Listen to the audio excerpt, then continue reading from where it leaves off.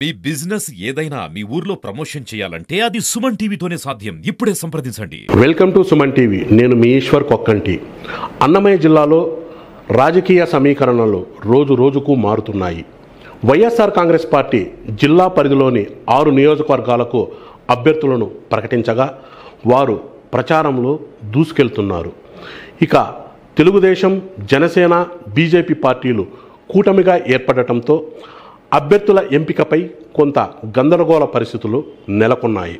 ముఖ్యంగా రాజంపేట పార్లమెంటు స్థానాన్ని తెలుగుదేశం పార్టీ తొలుత సుగవాసి సుబ్రహ్మణ్యంకు కేటాయించారు. అయితే రాజంపేట పార్లమెంటు స్థానాన్ని తమకు కేటాయించాలని పొత్తులో భాగంగా భారతీయ జనతా పార్టీ కోరటంతో ఆ స్థానాన్ని బీజేపీకి కేటాయించాల్సిన పరిస్థితి ఏర్పడింది. ప్రస్తుతం రాజంపేట పార్లమెంటు స్థానం నుంచి కూటమిలో ఉమ్మడి అభ్యర్థిగా మాజీ ముఖ్యమంత్రి నల్లారి కిరణ్ కుమార్ రెడ్డి ఎన్నికల బరిలో దిగుతున్నారు. అలాగే రైల్వే కోడూరుకు సంబంధించి జనసేన పార్టీ ఆ స్థానాన్ని తొలుత యనమల భాస్కర్ను ఎంపిక చేసింది. అయితే ఆ తర్వాత చోటు చేసుకున్న రాజకీయ సమీకరణలో భాగంగా యనమల భాస్కర్ను కాదని జనసేన పార్టీ తిరిగి శ్రీధర్ను తమ పార్టీ అభ్యర్థిగా ప్రకటించింది. అలాగే తంబలపల్లి నియోజకవర్గంలో కూడా కొంత అనిశ్చిత పరిస్థితులు ఏర్పడ్డాయి. తంబలపల్లి నియోజకవర్గాన్ని తమకు కేటాయించాలని భారతీయ జనతా పార్టీ గట్టిగా ప్రయత్నిస్తున్నట్లు ప్రచారం సాగుతుంది.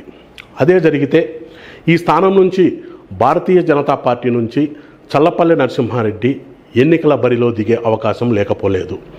అలా మరోవైపు తంబలపల్లి స్థానాన్ని తనకు కేటాయించాలని కొండా నరేంద్ర కూడా అధిష్టానాన్ని అభ్యర్థిస్తున్నట్లు తెలుస్తోంది. రాజంపేట అసెంబ్లీ నియోజకవర్గానికి సంబంధించి గతంలో జరిగిన ఎన్నికలను ఓసారి పరిశీలిద్దాం. 2009లో జరిగిన సార్వత్రిక ఎన్నికల్లో కాంగ్రెస్ పార్టీ నుంచి ఆకపాటి అమర్నాథ్ రెడ్డి, తెలుగుదేశం పార్టీ నుంచి మదన్మోహన్ రెడ్డి, పీఆర్పీ నుంచి గునిపాటి రామయ్యలు ఎన్నికల బరిలో నిలిచారు. ఆ ఎన్నికల్లో కాంగ్రెస్ పార్టీ నుంచి పోటీ చేసిన ఆకపాటి అమర్నాథ్ రెడ్డి విజయం సాధించారు. ఆ తర్వాత రాష్ట్రంలో చోటు చేసుకున్న రాజకీయ పరిణామాల కారణంగా కాంగ్రెస్ పార్టీ నుంచి ఎన్నికల బరిలో నిలిచిన వాళ్ళు రాజీనామా చేసిన సంగతి తెలిసిందే. వీళ్ళలో ఆకపాటి అమర్నాథ్ రెడ్డి కూడా ఉన్నారు. తర్వాత 2012లో జరిగిన బైపోల్ ఎన్నికల్లో కాంగ్రెస్ పార్టీ నుంచి పోటీ చేసిన ఆకపాటి అమర్నాథ్ రెడ్డి రాజీనామా చేయడంతో తిరిగి ఆయన వైఎస్ఆర్సీపీ తరఫున ఎన్నికల బరిలో నిలిచారు. తర్వాత కాంగ్రెస్ పార్టీ నుంచి మేడా వెంకట మల్లికార్జున రెడ్డి పోటీలో నిలబడగా తెలుగుదేశం పార్టీ నుంచి బ్రహ్మయ్య ఎన్నికల బరిలో నిలిచారు. ఆ ఎన్నికల్లో వైఎస్ఆర్సీపీ తరపున పోటీ చేసిన ఆకపాటి అమర్నాథ్ రెడ్డి విజయం సాధించారు. ఆ తర్వాత 2014లో జరిగిన ఎన్నికల్లో తెలుగుదేశం పార్టీ నుంచి మేడా వెంకట మల్లికార్జున రెడ్డి పోటీ చేయగా వైఎస్ఆర్సీపీ నుంచి ఆకపాటి అమర్నాథ్ రెడ్డి తిరిగి పోటీ చేశారు. అయితే 2014లో జరిగిన ఆ ఎన్నికల్లో తెలుగుదేశం పార్టీ నుంచి పోటీ చేసిన మేడా వెంకట మల్లికార్జున రెడ్డి విజయం సాధించారు. ఇక 2019లో జరిగిన సార్వత్రిక ఎన్నికల్లో వైఎస్ఆర్సీపీ నుంచి మేడా వెంకట మల్లికార్జున రెడ్డి పోటీ చేయగా తెలుగుదేశం పార్టీ నుంచి బత్యాల చెంగలరాయుడు పోటీ చేశారు. కాంగ్రెస్ పార్టీ నుంచి పూల భాస్కర్ ఎన్నికల బరిలో నిలిచారు. ఆ ఎన్నికల్లో వైఎస్ఆర్సీపీ నుంచి పోటీ చేసిన మేడా వెంకట మల్లికార్జున రెడ్డి విజయం సాధించారు. ప్రస్తుతం 2024 ఎన్నికల్లో వైఎస్ఆర్సీపీ నుంచి సిట్టింగ్ ఎమ్మెల్యే మేడా మల్లికార్జున రెడ్డి పక్కన పెట్టి వైఎస్ఆర్సీపీ ఆకపాటి అమర్నాథ్ రెడ్డికి అసెంబ్లీ స్థానాన్ని కేటాయించారు. తెలుగుదేశం పార్టీ నుంచి సుగవాసి సుబ్రహ్మణ్యం ఎన్నికల బరిలో నిలుస్తున్నారు. ఇక సిపిఐ నుంచి బుక్యా విశ్వనాథ్ నాయక్ పోటీ చేస్తున్నారు. రాజంపేట అసెంబ్లీ నియోజకవర్గానికి సంబంధించి ప్రధాన రాజకీయ పార్టీల తరఫున పోటీ పడ్డ ఆశావహుల వివరాలను ఒకసారి పరిశీలిద్దాం. తెలుగుదేశం పార్టీ నుంచి బత్యాల చెంగలరాయలు, జగన్మోహన్ రాజు, గంటా నరహరి, మేడా విజయశేఖర్ రెడ్డిలు రాజంపేట అసెంబ్లీ టికెట్ కోసం తీవ్రంగా పోటీ పడ్డారు. అలాగే వైఎస్ఆర్ కాంగ్రెస్ పార్టీ నుంచి ప్రస్తుత ఎమ్మెల్యే మేడా మల్లికార్జున రెడ్డి, ఆకపాటి అమర్నాథ్ రెడ్డిలు పోటీ పడ్డారు.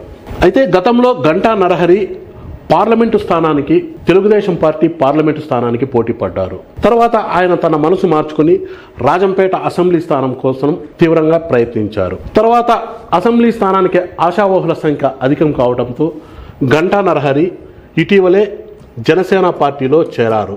చేరిన వారం రోజులకే తిరిగి వైసీపీలో జాయిన్ అయ్యారు. ఇక బత్యాల చెంగల్రాయులు, జగన్మోహన్ రాజు, మేడా విజయశేఖర్ రెడ్డిలు అసెంబ్లీ అభ్యర్థిత్వం కోసం తీవ్రంగా పోటీ పడ్డారు. అయితే రాజంపేట పార్లమెంటు పరిధిలో చోటు చేసుకున్న రాజకీయ సమీకరణలో భాగంగా ఆ స్థానాన్ని బీజేపీకి కేటాయించడంతో అప్పటి వరకు రాజంపేట తెలుగుదేశం పార్టీ అభ్యర్థిగా ఉన్న సుగవాసి సుబ్రహ్మణ్యంకు రాజంపేట అసెంబ్లీ టికెట్ను కేటాయిస్తూ అధిష్టానం నిర్ణయం తీసుకుంది.